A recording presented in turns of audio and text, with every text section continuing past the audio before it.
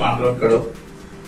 मी आपल्या शोरूम मध्ये आल्यानंतर तिथे असलेले वैभव सर यांनी मला गाडीची पूर्ण माहिती दिली.